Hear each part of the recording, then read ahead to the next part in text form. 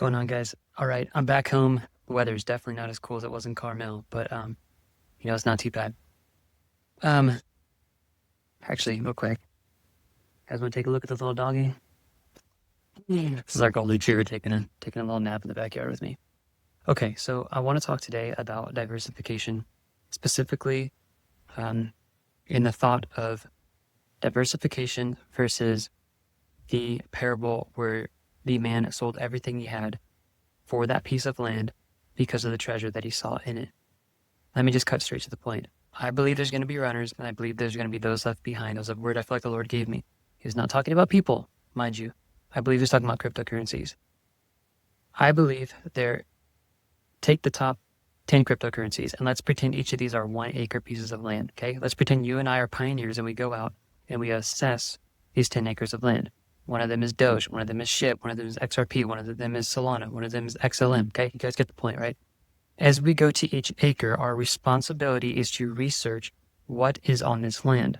Some of them is just going to be grass, bunch of dirt, maybe lava cap. Some of them, there may be oil.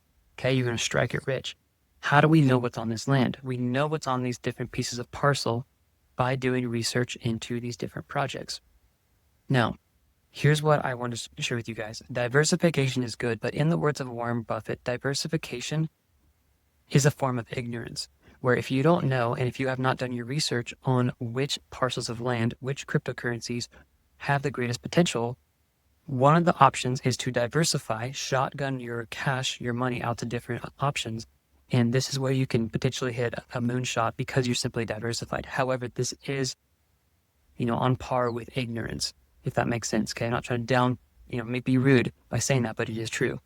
When you start doing the research into these different acres, these different cryptocurrencies, I believe you're going to start finding something which is very close to the parable of the man who sold everything for the piece of land that had the treasure on it. Now, side note, the parable I believe was talking about Jesus and obviously talking about the kingdom of God. I don't want to downplay that parable at all. I'm just trying to make a comparison here.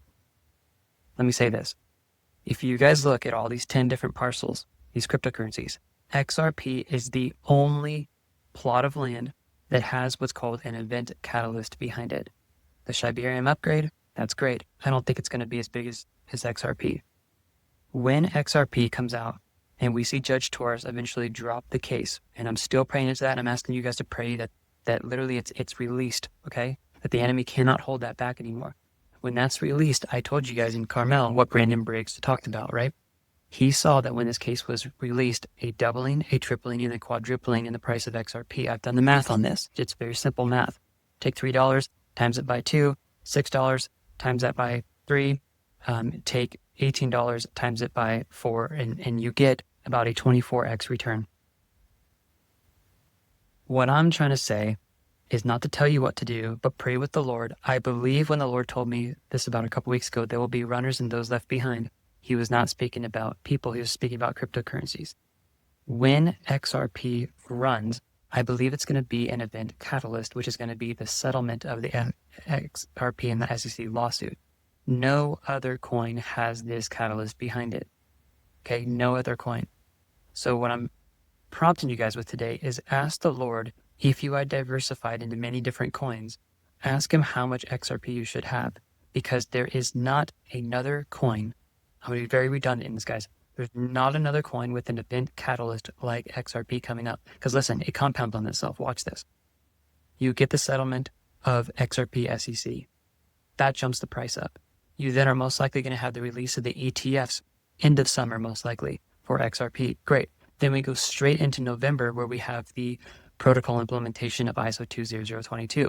This is all unraveling in a staircase type of formation where when this starts happening, I don't believe it's going to be easy to turn the clock backwards, to be able to rewind and say, oh, I wish I would have got in at $3.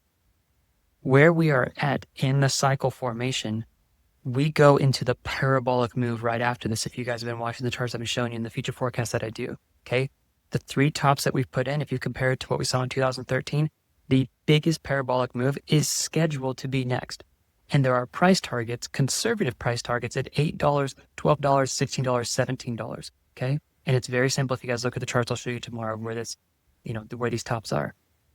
Ending this video, what I feel like I needed to come on here and share with you guys is ask the Lord if you are diversified, if you should be more diversified into XRP, potentially XLM. I think these have, specifically XRP, event catalysts behind them that other coins do not. When the lawsuit is settled, I am expecting a massive run in XRP. I'm not sure exactly when it's going to happen, but if the ETFs are going to be released at end of summer, I'm thinking within 30 to 45 days, the case has to be solved within 30 to 45 days in order to beat out the XRP ETFs that are going to be released. Okay, because we need to have it actually commoditized XRP so the institutions can hold it on their books like Bitcoin and Ethereum. And then go into ISO after that. Pray about this, guys. Could XRP be the plot of land that you sell everything for, not everything, because of the treasure that is on the land? Consider this, pray about it, and I just want to get this out to you guys. I love you. I'll see you guys in the future forecast tomorrow, and I hope this blesses you guys. All right, bye-bye.